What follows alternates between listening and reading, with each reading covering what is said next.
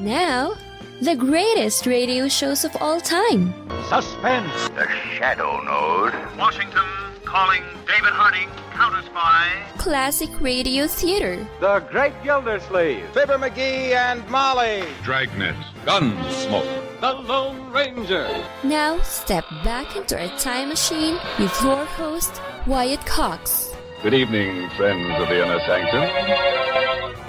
Edward Arnold stars as Mr. President in this episode of the program from September 10th, 1950.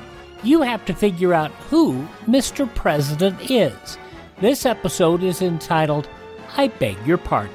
Better to remain silent and be thought a fool than to speak out and remove all doubt.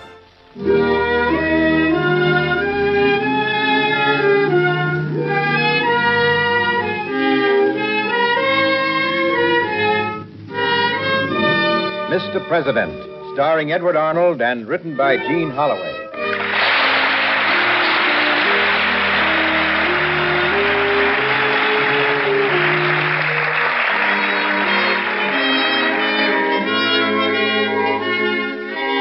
Mr. President, at home in the White House, the elected leader of our people, our fellow citizen and neighbor.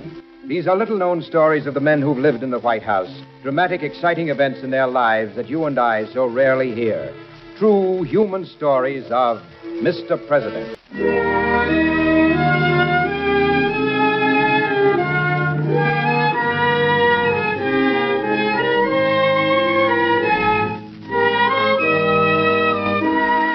Here's a story that happened in Washington a few years ago. Listen closely and see if you can tell who the president was. It was a wartime summer, and anxious hearts turned towards Washington for reassurance. The president spent a good deal of his time in the telegraph office. It kept him in closer touch with the pulse of the nation, and he was liable to appear at any hour of the day or night carrying a pile of paper and some pencils. Good morning, Mr. President. You're up early. Yes, well, I couldn't sleep. I had some work to do, and it was hot. Anything new on the wires? No, not so far. Then I thought I'd sit in here and do some writing. I won't bother you, will I, Bill? No, sir. You just make yourself at home, Mr. President. I'll spread out on this desk here. Oh, here you are. You're early. So are you. Well, I had a hunch you might be over here and need me. You're a good boy, Arthur. You should be sleeping. I can't agree with you. As your secretary, I should be right where I am. Well, I have some papers here. You haven't seen Mr. Stanton around any place, have you? No, sir. You know, I can very readily see why people are afraid of Stanton. Sometimes he even frightens me. Have you been signing pardons again this morning, Mr. President? Look at that expression in his face.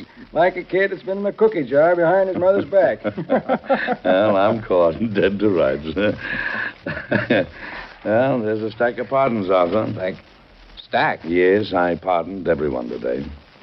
I'm in trouble with Stanton, whether I pardon one or 100, so I figured I might as well be killed for a sheep as a lamb. Besides, what am I going to have these boys executed for? For going to sleep on duty? I just did that myself. For talking back to an officer? Well, every once in a while, a man just has to talk back if he's got any spirit at all. Good morning, Mr. President. Oh, Mr. Stanton, come in.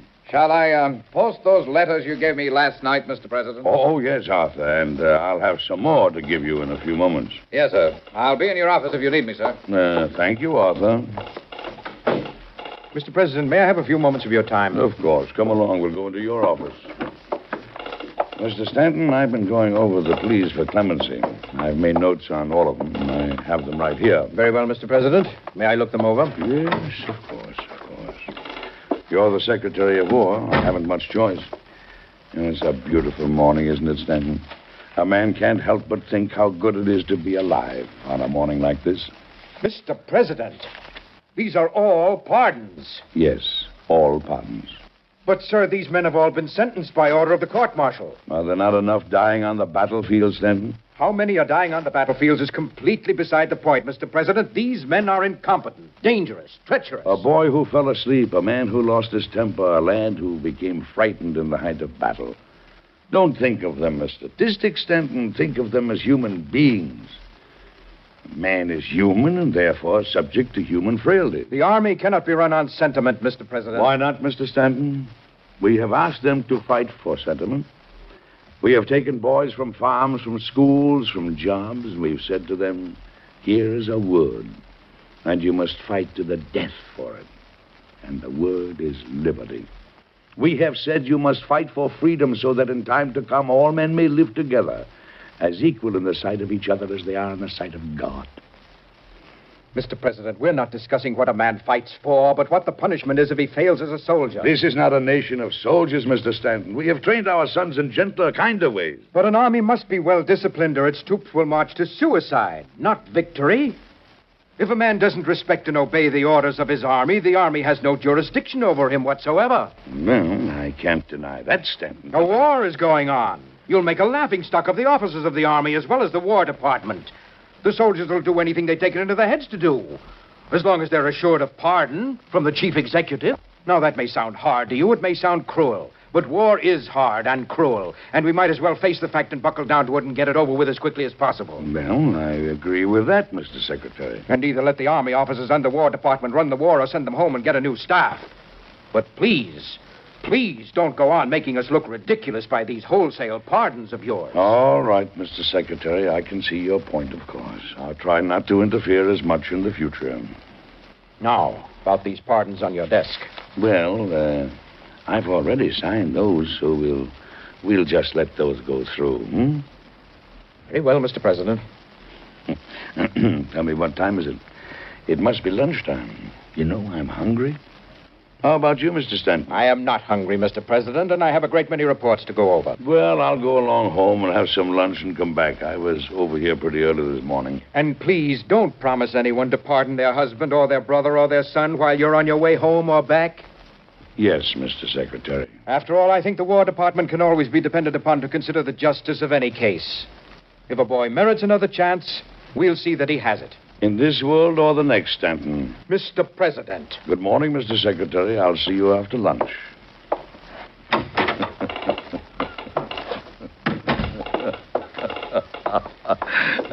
Come on, Arthur. Well, I got those pardons through anyhow. I may not get any more through for a while, but I saved a few skins this morning. Come along and have lunch with me, Arthur. I'm starved. We'll get to those reports right after lunch. Yes, Mr. President.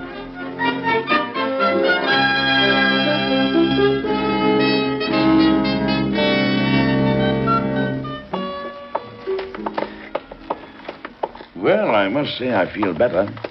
The inner president has been sustained. It's cooler today than usual. Yes, but no one should have to work this time of year. You know, I wish I could send everybody home. I wish I could say to all the soldiers, go lie in the tall grasses of Kentucky and watch the sky and sleep the afternoon away. Or get yourself a boat and paddle down the Sangamon this afternoon and breathe the beauty of this country deep inside you. Or go walk along the ocean and let the spray sting your cheeks and the waves whisper to you of the future of America. I'd like so much to bring the people happiness, Arthur. But so far all I've brought them is grief and bloodshed and fear of the morrow. Oh, I'd like people to say of my administration, I lived during his term, and I liked him well. Not my son died while he was in office. My husband died Mr. President, here's the War Department. Yes, here it is. But I must see Mr. Stanton. I'll wait until he can see. If I know Stanton, she'll have a long wait. See who the woman is, Arthur, and why she is here. I'll be in Stanton's office. Yes, sir.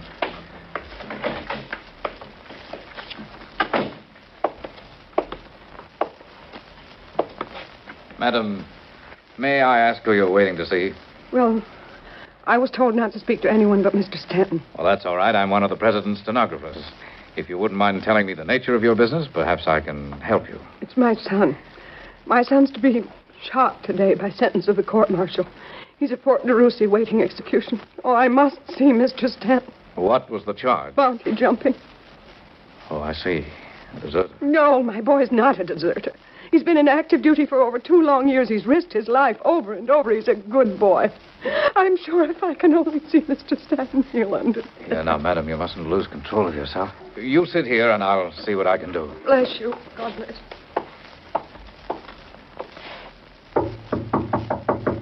fast. You come in. Oh, it's you, Arthur. Come in, come in. What do you mean coming in here and interrupting an important... I asked him to come in, Stanton. Did you get the information, Arthur? Mr. Stanton, as you love God, give me the life of my son. Madam, how dare you interrupt me? Are you Mr. Stanton? I am indeed. They told me you were a kind man. They told you wrong. I'm a just man, and I'm a busy man. And now, if you will kindly excuse yourself... No, Mr. Stanton, I've been going now for days and nights, from officer to official. I've waited by the hour, but now there's no time left for waiting. You have to hear me now. You have to hear me now, or it'll be too late. My son's to be executed today. Do you hear me?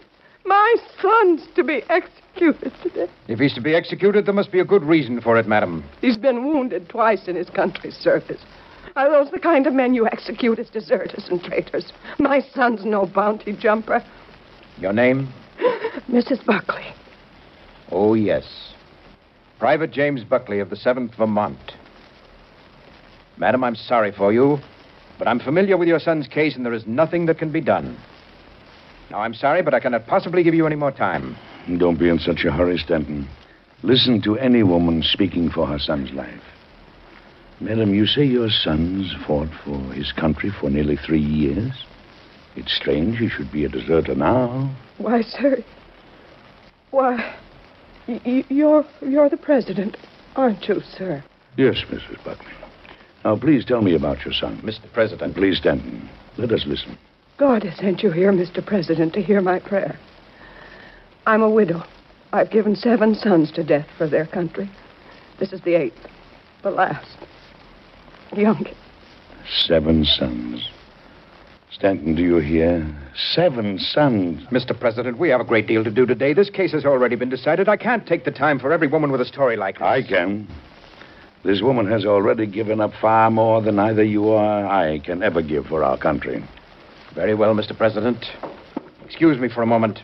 I have an important dispatch to send. I'll be in my office, Mr. President. Very well, Arthur. Tell me what your son did to bring about his charge, Mrs. Buckley. 2 months ago, he was home on leave. And while he was there, he met a girl. It's because of her. That fool girl. I warned her not to come, but when young people are in love, it's hard to get them to listen to their elders. Anyhow, she came down, and they wouldn't give him leave. And so he... He deserted? No, he was going back and fight again. He just wanted to kiss that fool girl, to look into her eyes, to see her smile once more. Oh, please listen to me, Mr. President. 7 sons dead already. Must I now lose the 8th because he wanted to kiss the girl he loved? Listen to this lady, Stanton, and see if you can find some merit in her appeal for her son's life. Mr. President, as Secretary of War, I consider it essential to the preservation of this country that no convicted deserter shall have his sentence commuted. Mr. Stanton, a few days ago, my son fought at Fort Stevens to protect you in the Capitol. He was wounded there. The scars aren't even healed yet. Madam, I assure you, you have my deepest sympathy, but I must also ask that you appreciate my position when I tell you there is nothing I can do. Mr. President, you have sons of your own. I beg of you, listen to me. Mrs. Buckley, I do not wish to interfere, if possible. Recite your case to Mr. Stanton, and then tell me what he says. Stanton, listen to this woman's story. Oh. And then come to me, and we will discuss it. Very well, Mr. President. All right, Mrs. Buckley, give me the facts as quickly and briefly as possible. Did you hear that woman's story, Arthur? Well, I heard part of it, sir. Mr. President, Sir, I don't wish to step out of line, but are you thinking of pardoning that young man? I'm thinking about it very seriously indeed, but I'm hoping that Mr. Stanton will do it himself. Well, sir, if you do have any intention of pardoning the man, you have no time to lose. What do you mean? I mean that unless you act at once, the sentence will be carried out before any pardon can reach the boy. While you were talking to Mrs. Buckley, Mr. Stanton came out and gave a note to an orderly.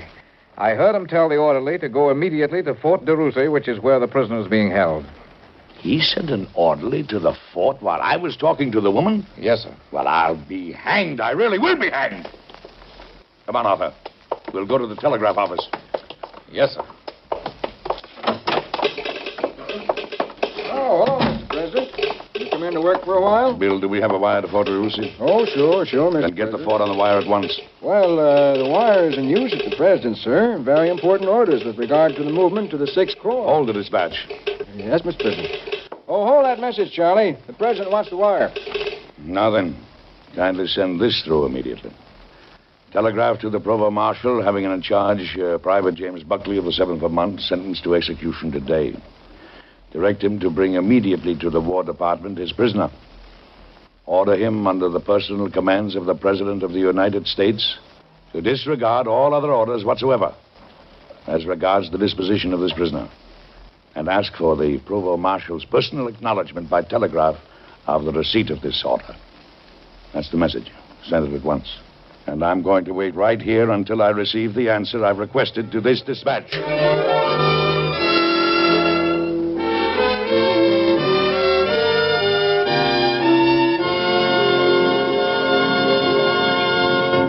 September 10th, 1950, Mr. President on Classic Radio Theater with Wyatt Cox. You know, it's true. Difficult times have a way of focusing us. We have to think about what matters most when it comes to our spending, our health care. No doubt. This is why so many people are joining Medi-Share right now. Medi-Share is a trusted way to save up to 50% on your monthly health care costs. More than 400,000 people have already made the switch. It's pretty obvious why, too, especially now during this challenging season with healthcare costs and out-of-pocket expenses going up. Medi-Share can save you a lot of money. The typical family saves $500 a month. And Medi-Share is a Christian healthcare sharing ministry that's worked beautifully for 29 years. There are different options to choose from to fit your budget. I'll give you the number here in a second, and if you call, you can get a price within 2 minutes.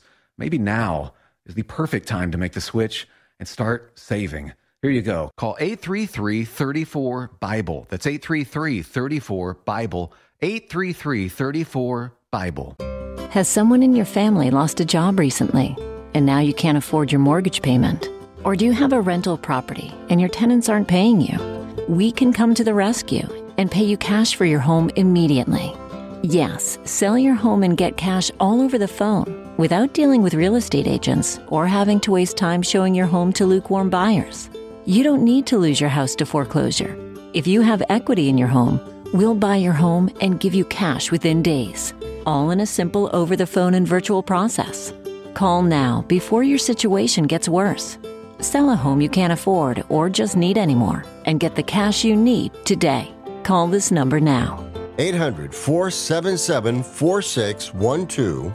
800-477-4612. 800-477-4612. That's 800-477-4612. Paid for by Want to Sell. Attention Walmart shoppers. Now you can order one of the most advanced hearing aids on the market for hundreds, not thousands of dollars. Hearing Assist's most advanced product lineup includes models that use an exclusive app for enhanced control over what you want to hear. It's perfect if you have a smartphone or iPhone to hear everything better. And we have 2 great ways for you to get one. You can call the number at the end of this ad and order directly. Or you can call this same number and we will text you a complete list of Walmart Vision Center locations. We make it easy for you to hear better. Remember, call this number today to order and have a text message instantly sent to your phone to find the Walmart Vision Center near you. Here's that special number. Call 800-360-0597. 800-360-0597. 800-360-0597. That's 800-360-0597. So have you figured out who the president is yet? There'll be more clues to come here on Classic Radio Theater with Wyatt Cox as we go back to Mr. President, Edward Arnold, starring September 10th, 1950.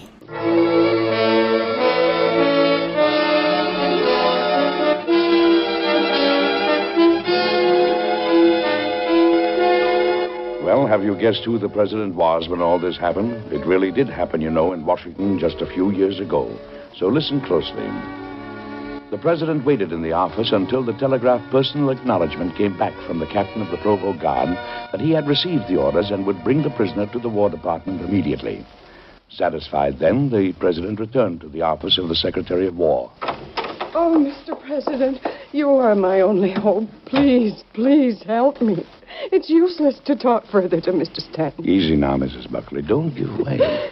You're putting up a brave fight. I'm sure that Mr. Stanton has decided to at least postpone the execution of your son until he can make further investigation. Isn't that right, Stanton? On the contrary, Mr. President, since I have your own word that such matters are to be left in my hands, I have already taken steps to make further discussion only a waste of time. You've already taken steps. Discussion is never useless as long as a man is alive, Stanton. Alive? Then you intend to pardon my son, Mr. President. You do intend to pardon my boy, don't you, Mr. President? If what you have said to me is substantially true, I certainly do, Mrs. Buckley. May God forever bless you. Now then, tell me the details of your story again. I want to be sure that Mr. Stanton hears them. I've already heard them. Then listen again. Mr. President, may I remind you that we have a war to conduct? This matter should have been closed long ago. It's easy to take a man's life, Stanton, easy. To save a man's life is much more difficult and much more worthwhile. It is worth a good deal more time and thought than you have given it. Yes? What is it? Mr. President, there's a young lady here, a Miss Janet Miller. Janet? Oh, is there no end to this? Ask the young lady to come in, Arthur. Yes, sir. Will you please go in? Thank you. Good day, Mr. President. Hello, Mrs. Buckley. Hello, Janet. Is this the young lady This who... is the girl. Well, I'm sure if I was a soldier and had a girl like you, I'd run away for a few hours myself. Mr. President. And so would you, Stanton. It's all my fault, Mr. President. I was afraid something would happen to him, and I thought, if it does, I want to at least be his wife. So I came down. I didn't know that he was refused leave. He just came in long enough for us to get married. Married? Yes, Oh, he didn't mean to do anything wrong, Mr. President. He was going right back. And if anybody's going to be executed, it ought to be me, because I'm the one that got him into this. Isn't it sad, Stanton, that in this world today we can't give our young people a little time to spend together? Isn't it sad that ours have to be stolen and that such a high price is put upon them? A man spends a few moments with the girl he loves and dies for it. Too many have died. Too many. Stanton. The War Department has made its decision, Mr. President. This man is a bounty jumper and a deserter, regardless of what these women may say about him. No, my son is no sneaking bounty jumper, Mr. Stanton. He gave me his word of honor as a man that he'd not intended to desert. I can only go on facts, Mrs. Buckley. Now what? Come in. Mr. President, the Provost Marshal from Fort DeRussy is here with the prisoner. The what? Have the Provost Marshal enter.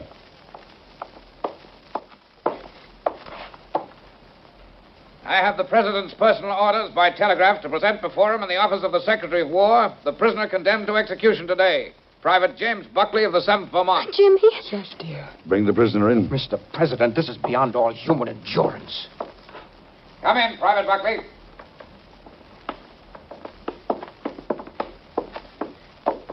Mother. Jimmy. Oh, my son, my son. September 10th, 1950. Mr. President on Classic Radio Theater with Wyatt Cox. Instead of going down, the annual rate of polio cases in this country is going up. Instead of growing panicky with fear in the face of such an unwelcome fact, there is a way in which we all can join the Army which is fighting to check this trend and ultimately defeat infantile paralysis. We can contribute to the March of Dimes. Give today so that the 1952 March of Dimes will be the biggest ever and a really potent fighting force against polio. Millions in Europe and Asia are going hungry and facing actual starvation. Therefore, it's up to us, the best-fed nation in the world, to tighten our belts. We can share a meal and save a life. And here's how. Buy only as much bread and other wheat products as you really need. Use rice, fats, and oils sparingly. Don't waste any food. Turn in your used fats and oils at the food store promptly. Plant a garden and raise as much of your family's food as you can. You are saving food for those who desperately need it when you buy less, especially when you use up those leftovers. Our country was founded by men who had faith in God and who were willing to endure hardship and sacrifice for the sake of that faith. In these troubled times, there is need to support a way of life based on the enduring principles of religion, which knit the family together, make for good citizenship, and build the character of the children. The religious institutions in your community need your interest and support, so take an active part in religious affairs. Your pastor, rabbi, or priest will give you invaluable family counsel and aid if you're a newcomer to the community. To face the problems of the future, America must be morally strong. And that moral strength comes through worship and faith. Go to church this week and take someone with you. You know, a fire that is raging out of control, a fire that isn't burning in an open fireplace or a closed furnace, but a fire that is burning all over the house, destroying everything it touches. That's the fire we all live in fear of.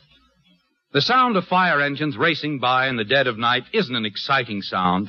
It's a frightening sound.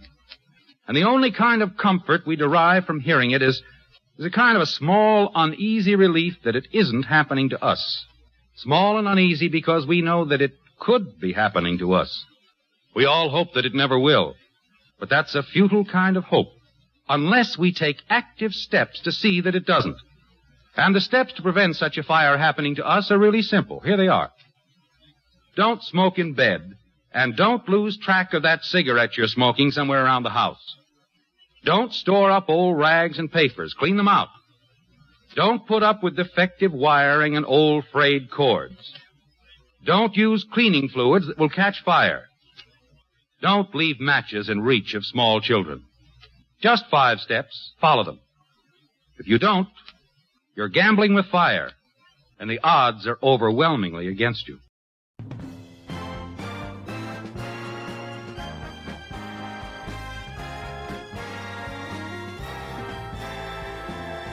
Thank you for tuning into Classic Radio Theater with Wyatt Cox. Now the conclusion of Mr. President, starring Edward Arnold, September 10th, 1950.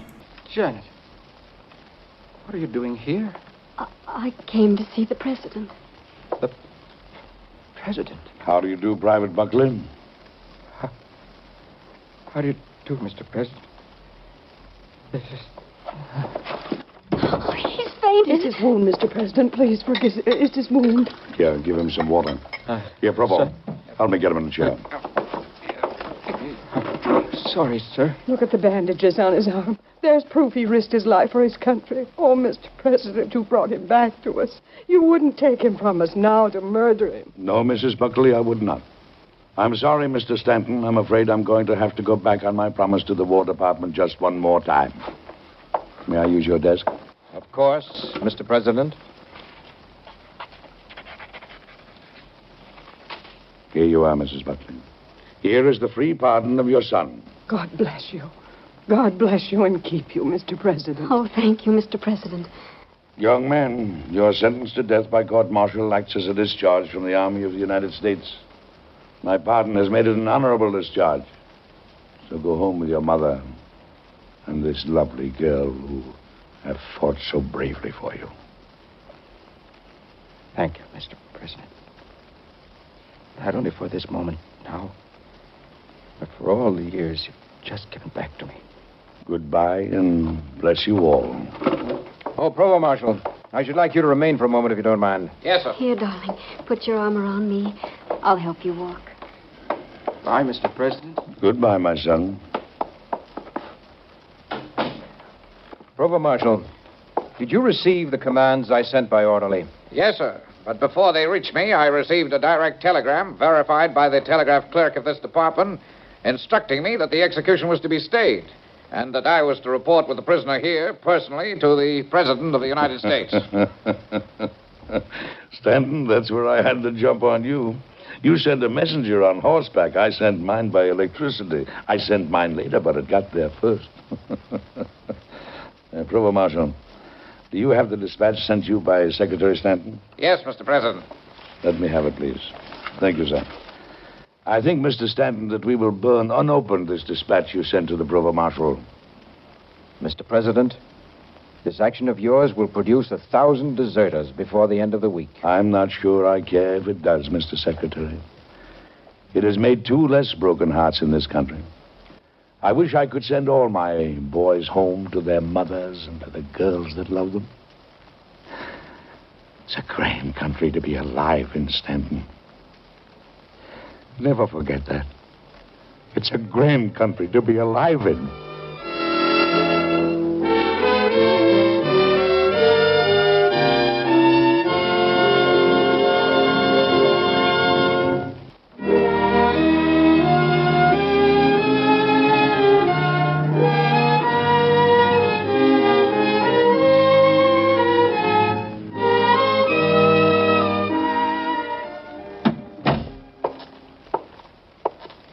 Well, we didn't get much paperwork done today, did we, Arthur? No, sir. But we certainly worked hard. You know, there's few things in the world I enjoy as much as getting ahead of Stanton. He's a good Secretary of War, though. You have to have men like him. Yes, sir. I suppose you do, sir. But the look in those people's eyes today, that's something to live for and to remember. That's a good boy. You only had to look at him to see that. Mr. President. Well, Miss Janet. Mr. President, I just wanted to say that we'll remember you all our lives for what you did for us today. And I wanted to say that we'll love you all the rest of our lives, Mr. Lincoln.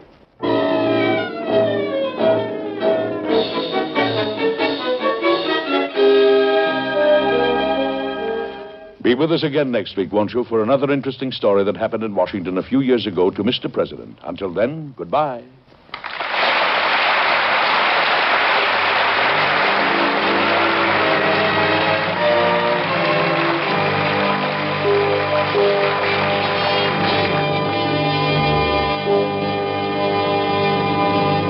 This program is produced and directed by Joe Graham. Edward Arnold can currently be seen in the MGM picture Annie, Get Your Gun.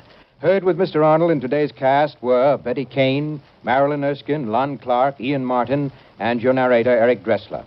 Mr. President was created by Robert G. Jennings. Today's story was based on incidents in the life of President Abraham Lincoln.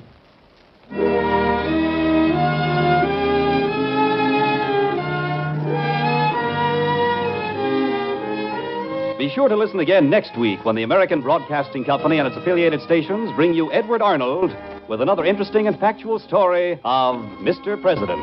September 10th, 1950, Mr. President on Classic Radio Theater with Wyatt Cox.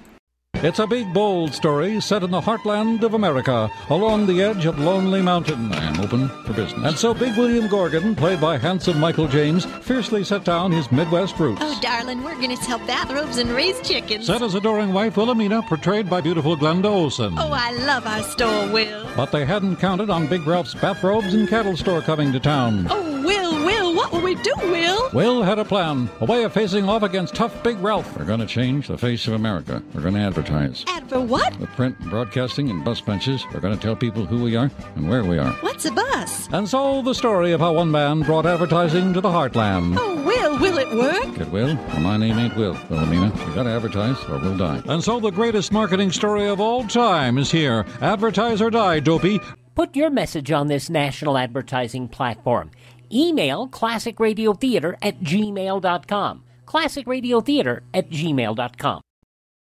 Cashback is not available on gas in New Jersey and Wisconsin. Susan, I'm sorry I'm late. Traffic is terrible. It sure is. But on top of that, gas prices have been skyrocketing. I can't believe how expensive gas has gotten recently. Prices at the pump are up, but I never pay full price for gas anymore. I just use the free Upside app that pays you cash back for every gallon of gas you buy. Wait a minute. Are you saying you actually get paid cash when you buy gas with the Upside app? Yes, I get real cash back every time I buy gas. And does that actually add up to anything? I've made around $200. Wow, that's serious extra cash. I'm downloading the free Upside app now. Download the free Upside app now to earn real cash back every time you buy gas. Use promo code EARN for a $5 bonus on your first tank. That's promo code EARN. You can cash out anytime right to your bank account, to PayPal, or an e-gift card for Amazon and other brands. Just download the free Upside app and use promo code EARN for a $5 bonus on your first tank. That's code EARN for a $5 bonus.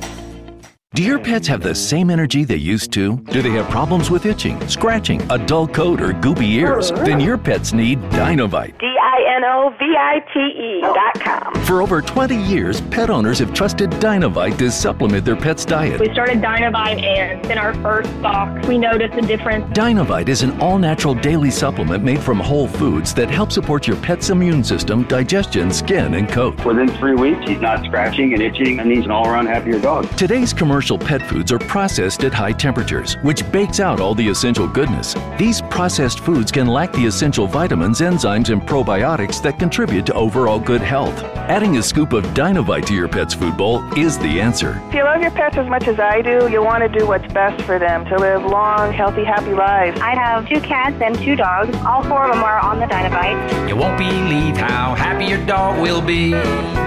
DINOVITE.com. Now on Classic Radio Theater with Wyatt Cox, another episode of Claudia. Looks like the play's over and Claudia is heading home. This episode, September 10th, 1948. And now, Claudia. Is my favorite actress out of her makeup yet? Out or not, come on in, David. Claudia, not even out of your costume. I'm not getting out of it. I'm wearing it home tonight. What on earth for? It's easier than having to carry it. That's what on earth for. Might I tell you that you're making your usual lack of sense? You might tell me, but I'm not. It so happens that these blue slacks and white shirt belong to me. Oh. Since the play's closing tonight, now I have no more use for them. I'm wearing them home with me. Any objections? Objections sustained. No, isn't it simple? Perfectly. Instead of carrying a slack and a shirt home, we'll only have to carry the shoes, the stockings, a slip, and a dress which you wore to the theater. I hadn't thought of that, David. You're so brilliant. Oh, think nothing of it. Absolutely I just have to comb my hair. I'm right with you. We've got all night, so don't rush. Gotta clean all my stuff out of this dressing room. Hey, listen, hand me that little bag, would you? Yes, All over. My week in the theater, all gone. yes, David, don't you see I'm being sentimental? yes. Oh, you're hopeless. You haven't got one sentimental feeling in your heart. Oops, company. Oh, shall I let it in? Of course, it's part of my public, no doubt. Oh, of course. Come in. Oh, Quentin, come on in. I just wanted to say goodbye, Claudia. David, this is Quentin Fales. He plays, You needn't tell me. Mr. Fales was your leading man. I've been watching him carefully. You've got quite a little actress for a wife, Mr. Norton. Don't I know it? It was a pleasure appearing in this play with her. A pleasure indeed. Oh, now you've gone and said exactly what I was going to say to you. May I ask if you're planning to go on with the stage? Well, I hadn't You thought... should. She should, Mr. Norton, definitely. Well, we thought... I'm going up to Massachusetts, near Boston, next week. The play's not completely cast, and if you'd like... Oh, I couldn't possibly. Thanks anyway, Quentin, but I'm busy solid the next few weeks. Of course. You've probably been offered more engagements than you could throw a shoe at. Yes, in a way. Any good parts left open? The other woman. A nice part. Well, it's very thoughtful of you, Quentin, but I couldn't. I suppose you are in a position where you can pick and choose what you want to do. I think I am. Anyway, it's been very nice. Good night, and good luck, Claudia. See you on Broadway. You might at that. I wonder. Thanks anyway, and good luck to you. He's rather sweet for an actor, isn't he? Snob.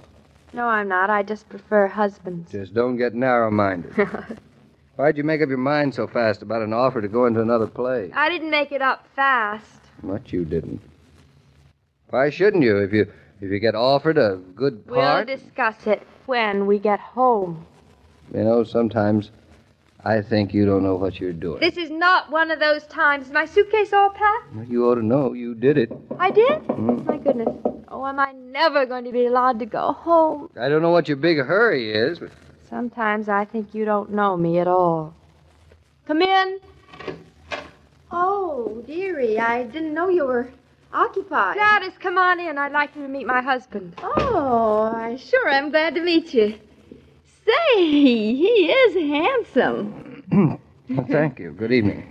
I think he's handsome, too, in a way. And tall. Man's not worth anything if he isn't tall. I know what you mean. Say, dearie, I don't want to interrupt anything. I just came in to say goodbye. It's very sweet of you, Gladys. Where are you playing next week? Oh, I'm not. Oh, say, I'm sorry. I'm going to someplace in Pennsylvania. Got a pretty good part. Chambermaid, I think it is. Well, you'll be awfully good in it, I know, Gladys. Look, I was thinking, since you got no more work, if you'd like me to introduce you to my agent. When you get back in Pennsylvania. Well, that might be weeks. And you want to get work as soon as you can, don't you? Well, I'll be busy for the present. Thanks anyway, Gladys. You know, I wouldn't be offering if I didn't think you had the real stuff. Your wife's really got something on the ball, Mr. Norton. I'll take the name of your agent, Gladys, so in case Claudia decides... Yeah, she probably will, after she's been at liberty a couple of weeks.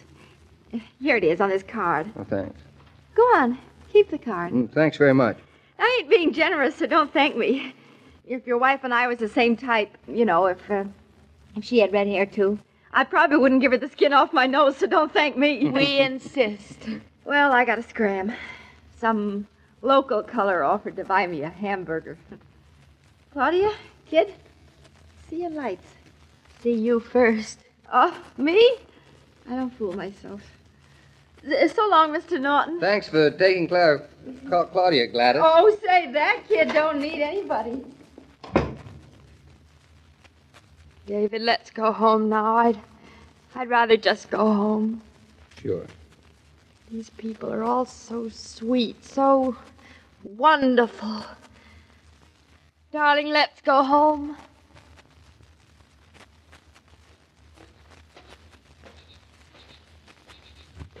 The lights are all on. Is everybody still up? I doubt it. It's late. After midnight. You tired? Well, I think so. I don't doubt it. What a week. It's good to be home. You talk as if you hadn't been here at all. In a way, I haven't. At least not the way I like being here. Oh, no front door ever squeaked so beautifully. Yeah, I wonder why Mama left all the lights on. Oh, she's getting extravagant in her old age. You going right up to bed? My bones wander, but my spirit resists. Well, what does your spirit want? Oh, I don't know. It feels kind of lost. How about something to eat? That might help find it. Eating's a pretty good cure for almost anything. Let's eat. Say, the lights are on in the dining room, too. I turned my back and the first... David! I'm coming, just getting some matches. David, look at the dining room table. Champagne, cold chicken, a beautiful salad, a cake, and candles waiting to be lit. A feast for a queen and her king. Me? My gosh. Hey, look, there's a note. Look, to our favorite actress, welcome home. Fritz and Bertha, Mama and David. Well, where are they? They told me they'd be waiting up for you. I have a half a mind to go up and wait. Wait, David, don't go. Why not? Well, maybe they'll enjoy the party more, thinking we'd rather be alone. Well, if that's why they went to bed, much as I love them all, they're right. Why is everybody so nice to me? Ah, Madame, your chair. Hey, where are you going? My chair. You're not going to sit all the way at the other side of the table, are you?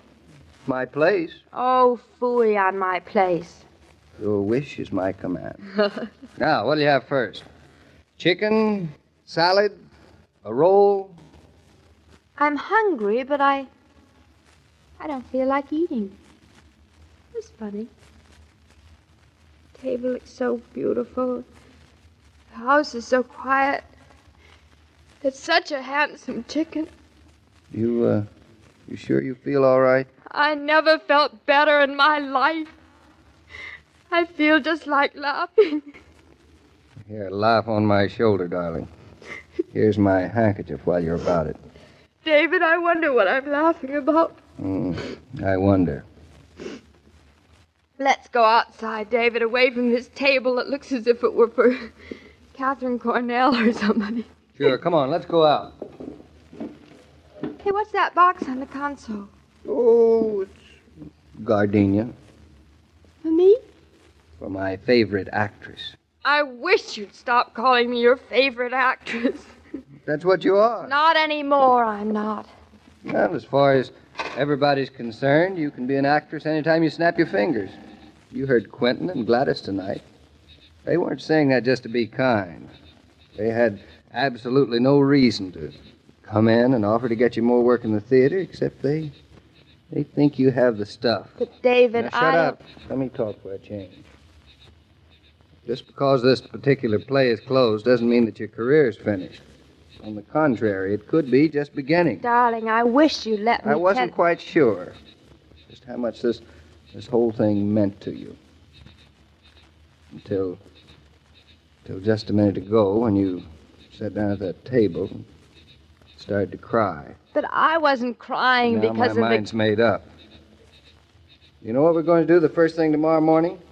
The very first thing, we're going out and find out who you should see. Whether you should have an agent or not. And just what the next step is for you to get a part in another play. Because, my girl, if that's what you want, you shall have it. We have plenty of help here in the house to take care of things, and Mama and I aren't helpless. It's funny, I hoped you were. Well, we're not. David, would you really like me to become a famous actress? To see my name in lights, to travel around starring in plays? You won't exactly star right away, but... No, I have no objections to your leading the life the way you want. That's what it's for. You really mean that? I really do, darling. In that case, everything is settled. Give me that card, the one with the agent's name on it. You know, the one Gladys gave you. I'm certainly glad I kept it now instead of refusing it the way you did. I still can't imagine why you didn't want to take it. Give it to me. Hey, what are you doing? Tearing this card into hundreds of little bits and throwing them to the four winds. Are you crazy? I'm not, darling, but you are. Do you honestly think I'd rather be an actress, gallivanting around the country, living in hotels and spending all my evenings in a stupid old theater, rush, and never get a chance to be home, alone with you, or take care of my son myself, or live on this farm, and really live on it? Did you honestly think that? No, well, then what on earth were you crying about a minute ago? Oh, darling, I was crying because I was so happy I was home again. Really home. Why, you little fool. And now will you for once tell me I'm your favorite wife, not just your favorite actress? Come on upstairs, darling. I'll tell you. Say, Mr. King, does Claudia really mean it when she says she don't want no agents or anything? Yes, I think she really does mean it. Well, her husband sure is a handsome man. And I guess she's the kind of woman for whom that's enough. Well, I think she is. Yeah, it would be for me, too, I guess. But the way things are, I gotta pay my own way. Oh, I wish you luck for it, Gladys. I don't get overpaid. Say, that reminds me, Claudia feels distinctly overpaid on Monday. That's a new one. But she gets her first check on Monday. Quite an event in the Norton household. Gee, every check is an event in mine. Well, see you in television, Mr. King. All right, so long, Gladys. Every day, Monday through Friday, Claudia comes to you transcribed with the best wishes of your friendly neighbor who bottles Coca-Cola. So listen again Monday at the same time. And now this is Joe King saying au revoir. The parts of Claudia and David on this program were played by Catherine Bard and Paul Crabtree, and the entire production is supervised and directed by William Brown Maloney. I have said it's such a sweet little show, and it really is a heartwarming thing, particularly when you hear a woman who wants her man and wants her home more than she wants her career. And people should be entitled to choose. They have that choice. Claudia had the choice, and she made her decision. Claudia, September 10th, 1948, here on Classic Radio Theater with Wyatt Cox. Thank you so much for making us a part of your day. Would you thank this radio station and support their advertisers? Because it is their kindness and courtesy that allows us to be with you each and every time you roll around here on your favorite station. And the fact that this radio station is facing a massive increase in fees from the government to operate, that appreciates your support. By the way, if you miss a day on this station, you don't have to miss a single show. All of our shows are available on demand by going to classicradio.stream. That's classicradio.stream. Stream our shows, learn more about classic radio collecting. You can also find a list of sites that have our programs available for download. And if you like what we do here, you can buy me a coffee. That buy me a coffee money does not go to coffee, doesn't go to tea, doesn't go to Dr. Pepper. It instead goes into acquiring additional classic radio collections that we can bring you here on this program. Thanks for tuning in. Tell all your friends the great radio shows are right here at this spot on the dial. Classic Radio Theater with Wyatt Cox on your favorite radio station.